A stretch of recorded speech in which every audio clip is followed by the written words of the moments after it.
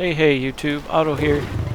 Here we are in the castle. We are looking at the beginnings of our library. It looks like all this is going to change at the end of March, but we'll talk about that in another video. But yeah, this is our library. All those will get pulled out. Library pieces will put in, bookshelves like this one. This is one of our main crafting areas we have here. We pretty much craft the bulk of a lot of stuff here. It's not finished yet either because we still got to put in the other grids over here for, there's no forge sitting in here. So there are mortars and pieces, but the forge stuff's got to go in. There's going to be another area over here. But this one here is about lions. Of all the animals right now, lions are the only ones that are ready to be displayed.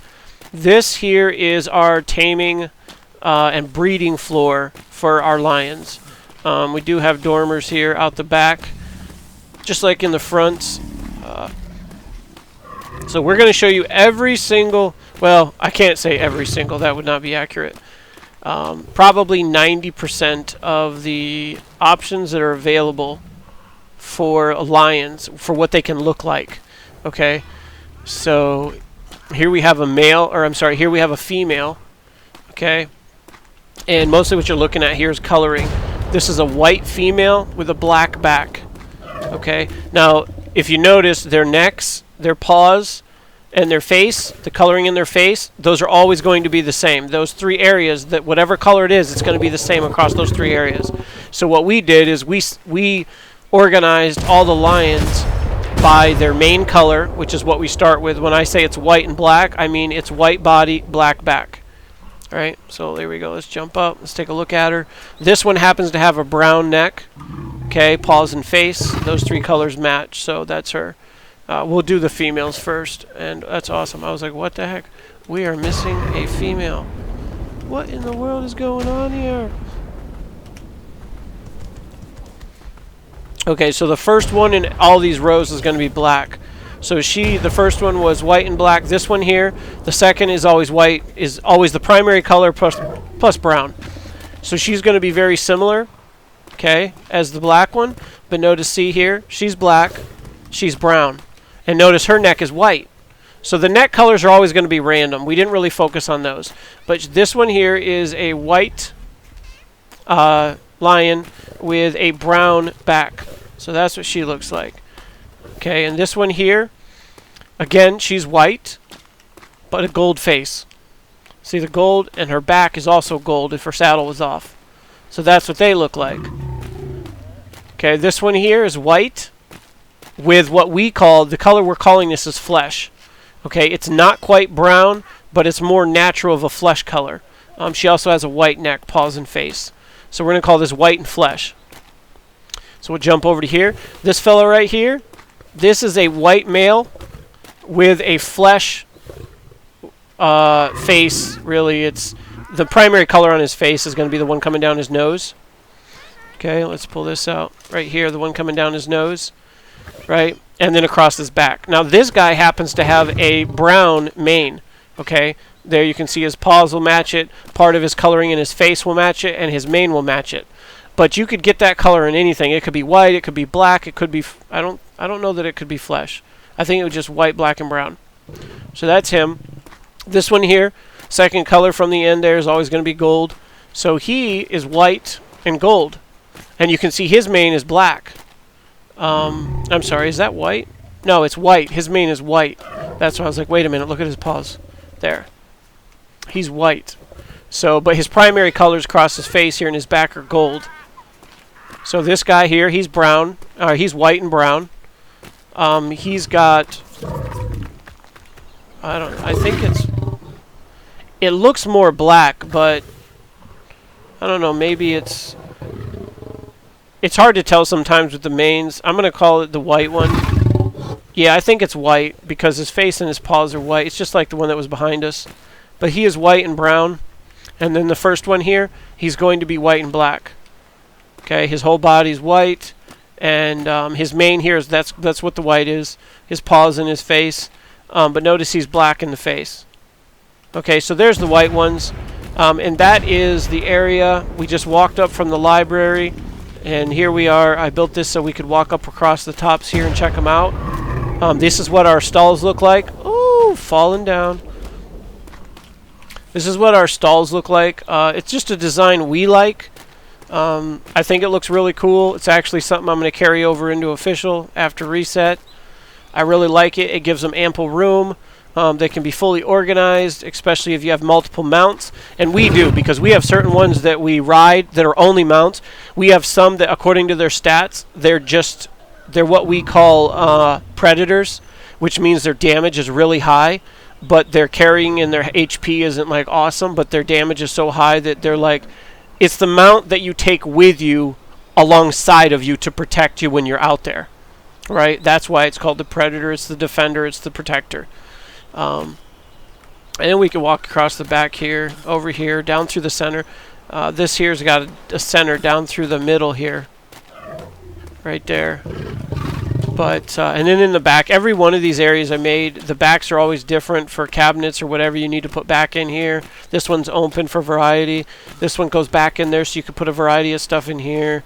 You know, it's just what it looks like.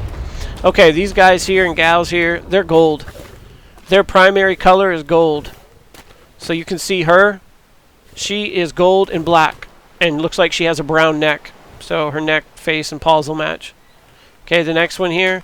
See her paws and face and neck there. They're white. But she is gold and brown. She's gold and black. This one here is gold and gold. She has a gold face, gold body, and white neck, face, and paws. This one here, see how the color changes? That's flesh. That's golden flesh.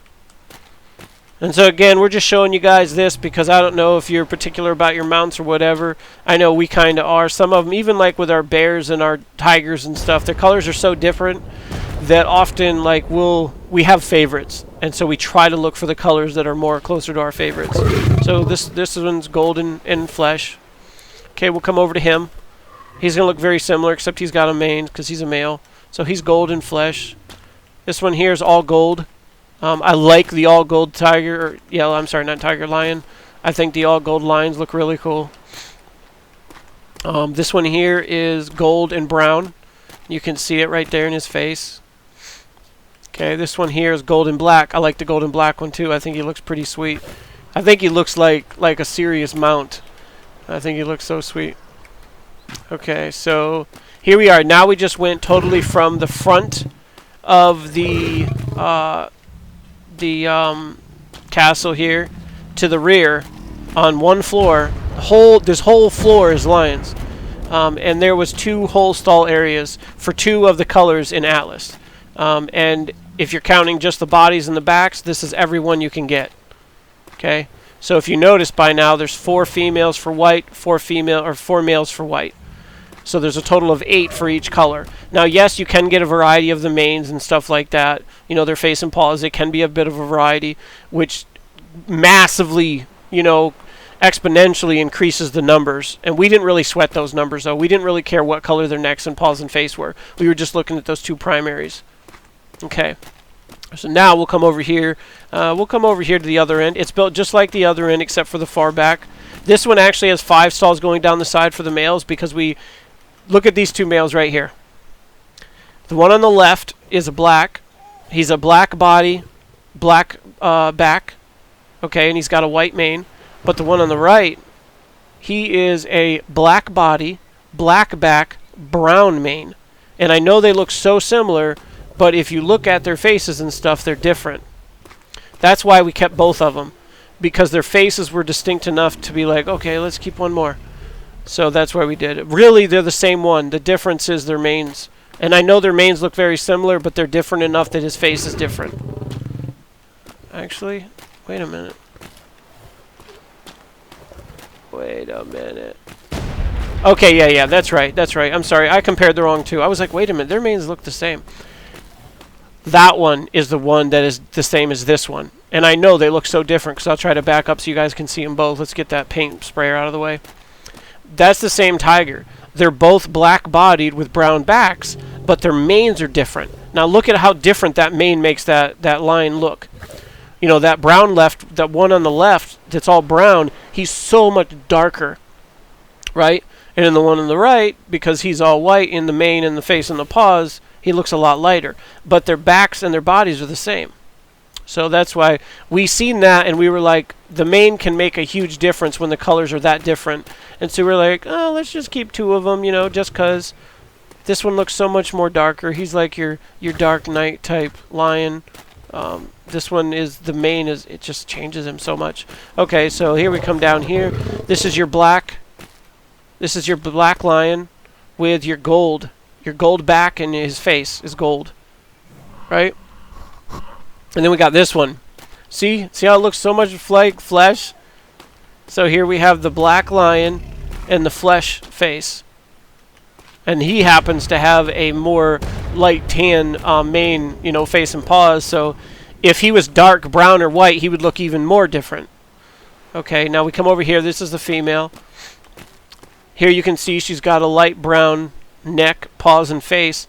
But her body's black, but her back is flesh, and so is her face flesh. So here we go. We got the black-bodied female with the gold face and back. So that's what they look like. And here we go. We've got a black body and a brown face and neck. Or not neck, but face and back. She's got a light color for her paws, neck, and face. That light brown color. Okay, and this one, she's all black with the white paw, face, and neck. So she's got a black body and a black face and neck. Alright. So, and again, this one was, here we go, we can run up the center here, we can get around to their, walking around the top of their pens here. And all the stalls are big enough. Those are, for those that are wondering, those are too wide. That's how wide those stalls are. Okay, they're two squares wide, and then you use half walls here with this out, because later at some point, well, probably not before the wipe, now that they're going to wipe everything, which the wipe will affect local servers too, and so our local server will be impacted by that to some degree. I'm not sure how much though, but we're going to be coming through here painting all this, all of the detailing and all the fence, the railing, the whole nine. It's all getting painted.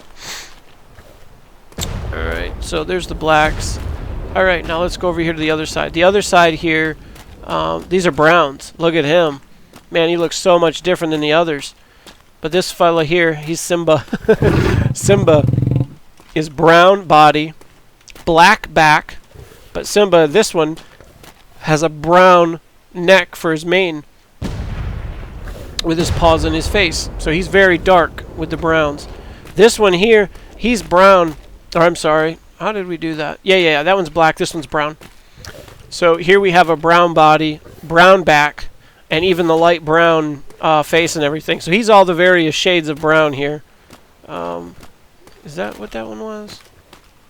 1, 2, 3, 4, 5. No, something's wrong here.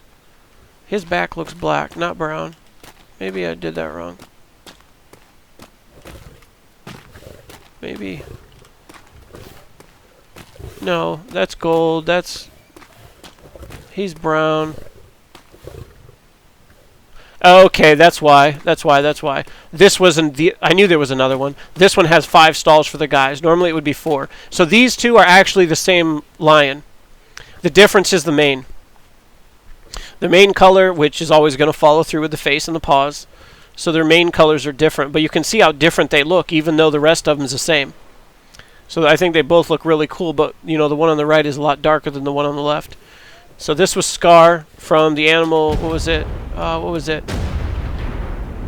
Lion King. I was like, what? I can hear it. Amimamba way in my head.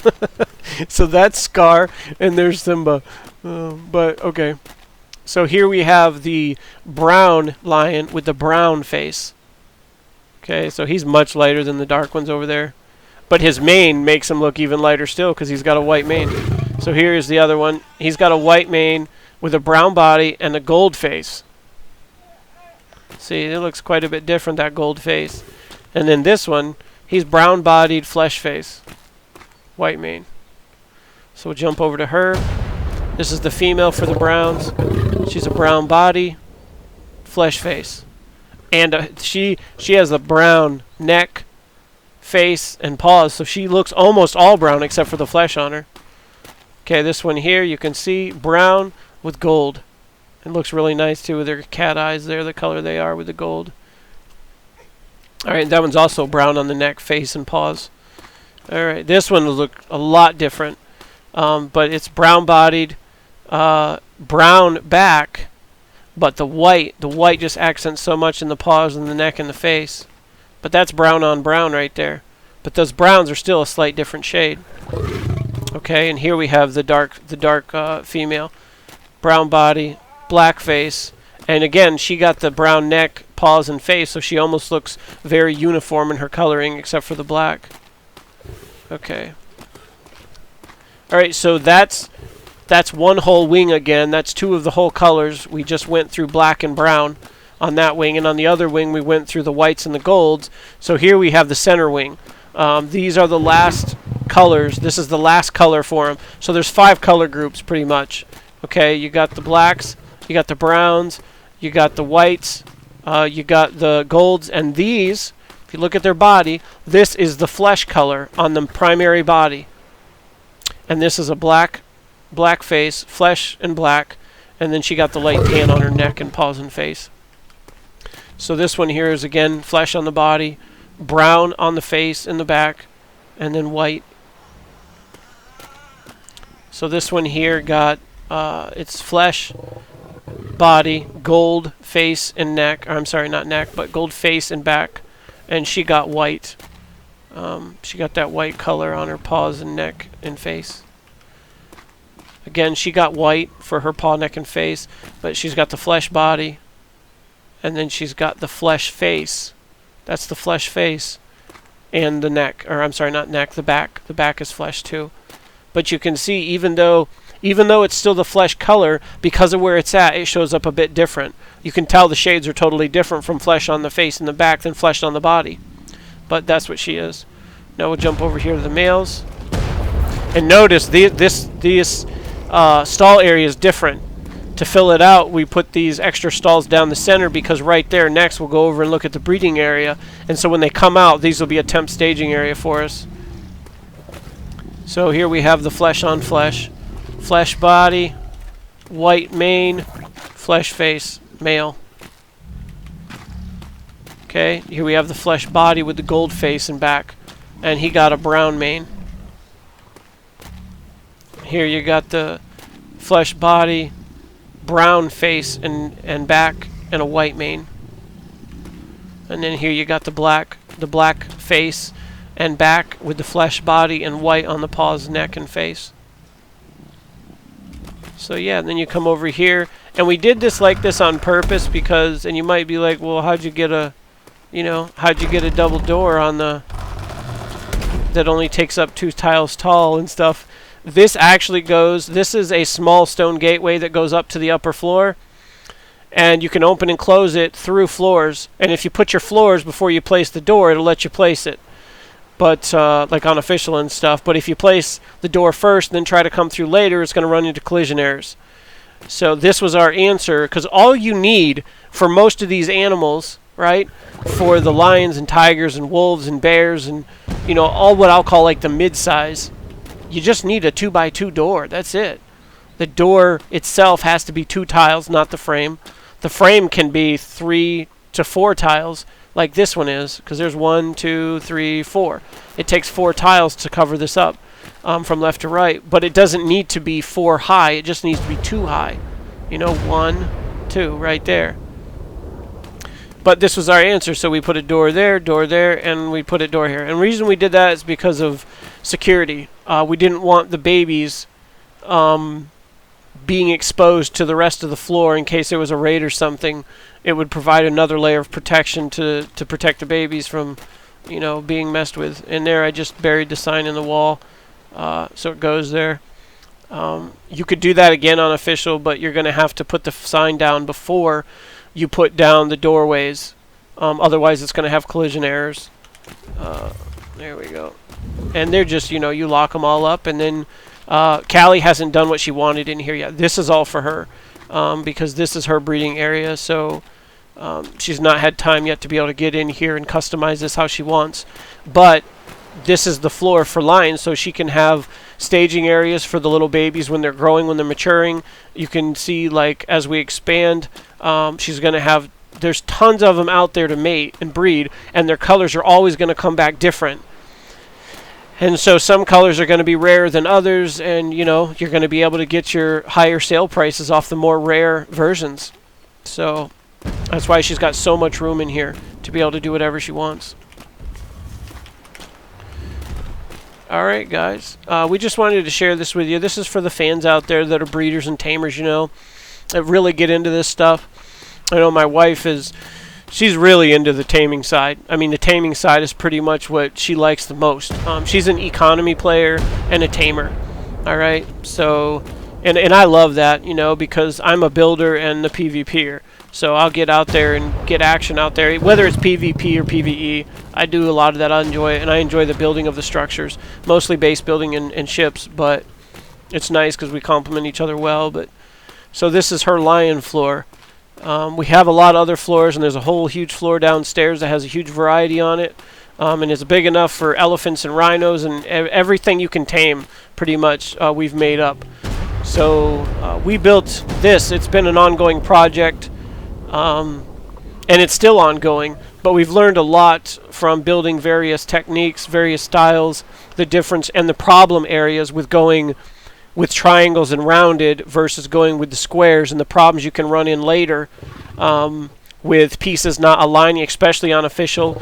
You can't overlap pieces, so you're going to have structure collision errors. And so you can build a whole castle and get all the way down into a corner because you mix square and triangles, and they will not come together, and then you're kind of screwed. Because you got to plan it ahead of time so that everything comes together really smooth. So I've learned a lot about that in building this castle and setting up all these floors, because this castle does have triangles and squares that come together. And you notice there's no towers outside yet.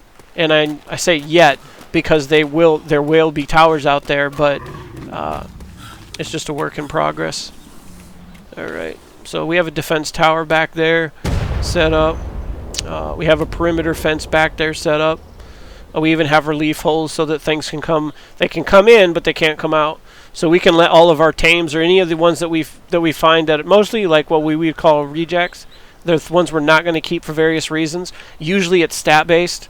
If they come out and their stats are just all horrendous and we just really can't use them for any of our primary areas, then we just throw them on aggressive or neutral and throw them in the backyard here, and they'll stay alive for like weeks. They'll stay back here wandering around killing alpha things wandering here, but we have several throw out bears we put in here, and we just let them wander because they take a lot of they keep the backyard clean. So here, this is where you can see those other stone gateways come up through the floor here.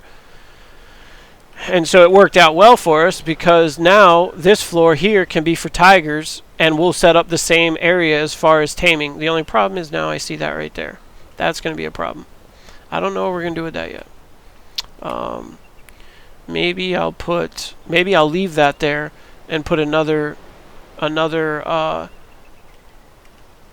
big sign up right here, and that'll just look like a fancy piece in the bottom of it, and I'll put the doors for entering on the right and the left. That way I can still keep it all that way, and it looks more like it belongs there instead of looking like a headache from the lower floor. I think that's probably what I'll do. But anyways, that's how that is. And these were just testing things we were doing before. But yeah, if we come up here in the front, right here, see we got double stacked dormers here, and we're going to go up the side here. And so if you notice that first floor, this thing has a full foundation across it. This is tile set foundation block 1 here. And then we have the defense floor. Even come in here just briefly. See, it's wide open. It's just, oh, that's awesome. A snake got inside. Like, I don't know how they do that, but they do every now and again. But your crew's invincible when they're on their guns. I'll have to take care of that. So anyhow, first floor is defense floor. Nothing but defense there. Like, you can't even come within range of the castle if you're an enemy without getting shot at. Now that could work great in a more wide open area. The greatest problem I see here after building it all is the mountains. An enemy can come down from the mountains and get on top and come through the sides and all that. But that'll be a mistake we'll fix in the future. I won't be building anymore next to or in between mountains. It looks cute, but those mountains are actually security risks.